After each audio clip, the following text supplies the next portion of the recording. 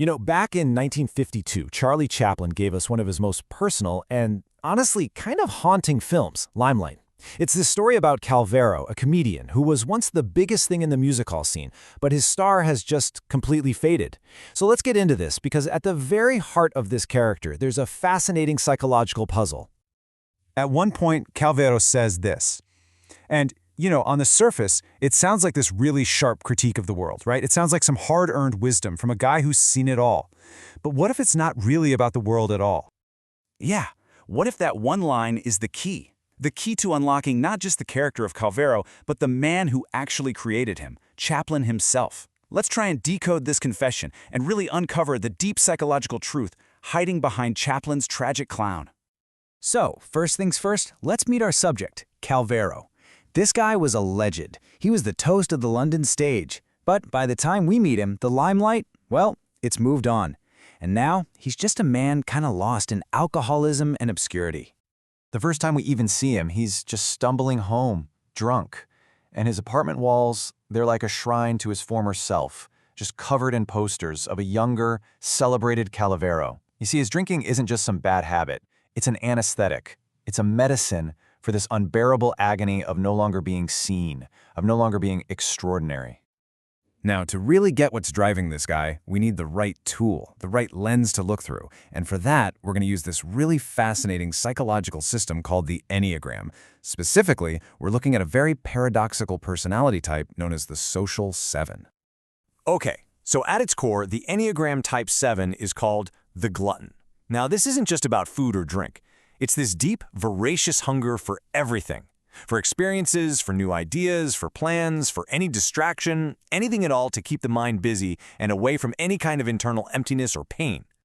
But here's where it gets really interesting. The Social 7 is what's known as a countertype. It looks like the complete opposite of that core definition.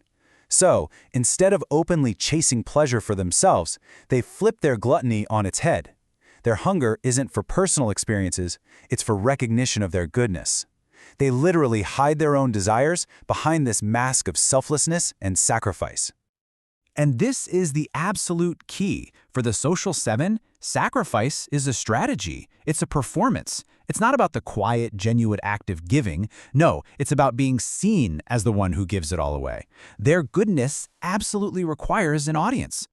This really reveals the central deception here. The psychiatrist Claudio Naranjo, who did a lot of the pioneering work on this, he just put it perfectly. He said they sacrifice their own gluttony only to feed a deeper one, which is the desperate need to be admired for that very sacrifice. It's such a clever, unconscious trick. Okay, so with that whole framework in mind, let's turn the spotlight back on Calvero and just watch how this plays out. It's time to unmask the character, moment by moment. So, think about when Calvero saves the suicidal ballerina Terry.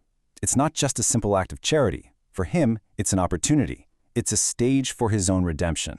See, he doesn't just help her, he orchestrates her recovery. And he casts himself as the wise guru. His long speeches to her, they're not conversations, they're monologues, delivered to an audience of one. He offers her these beautiful, seductive little philosophical nuggets. They sound so profound, don't they? Just full of wisdom and deep experience. But if you listen really closely, you can hear what's actually happening underneath the words. This is exactly what the theory calls charlatanism.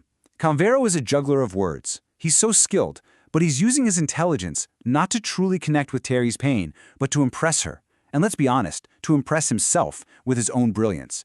He seduces with wisdom, but he keeps his own heart safely off stage. And you see this pattern repeat through the entire film. I mean, when you map his key actions to the Social 7 traits, the connection just becomes undeniable. From the moment he rescues Terry to his very final moments on stage, every single act is a performance. So what's the real dynamic here? Well, he doesn't just need a friend, he needs a disciple. Terry's recovery becomes the proof of his genius. Her success is his success because it validates his deep-seated belief that he is, in fact, still an extraordinary man. And this is where the story takes this incredible turn. Because Calvero wasn't just some character that Chaplin wrote. No, in so many ways, Calvero was Chaplin. Just look at this. The parallels are absolutely striking. Calvero, the guru of the stage. Chaplin, the genius of cinema. Calvero's grand sacrifice for Terry perfectly mirrors Chaplin's own public persona of sacrificing everything for his art. Even Calvero's death on stage, it echoes how Chaplin kind of turned his political exile from the US into this form of artistic martyrdom. And that is what makes Limelight so incredibly profound. It's an unintentional confession.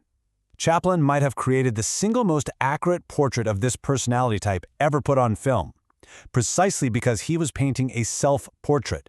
He was looking right in the mirror, revealing his own deepest needs, maybe without ever consciously knowing it. So why does all this matter? I mean, why does this film that's nearly 70 years old still hit so hard? Well, because it's not really just about Calvero, or even about Chaplin. It's about a little piece of all of us. Here it is. This is the central tragedy. In the desperate performance of goodness, the genuine feeling gets lost. In the need to be the savior, they can never truly be saved.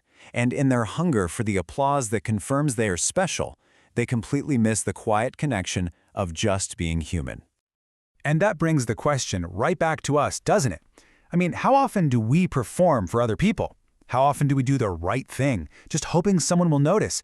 How often are we confusing that thrill of admiration with the quiet, steady warmth of being truly loved for who we are, not for the role we're playing?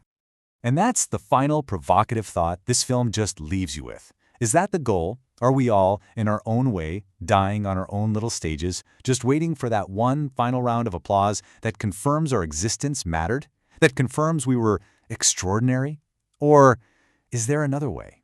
A way to find peace in being ordinary, a value that needs no audience and no applause at all. It's a question Calvero never answers, but it's one Chaplin forces every single one of us to ask.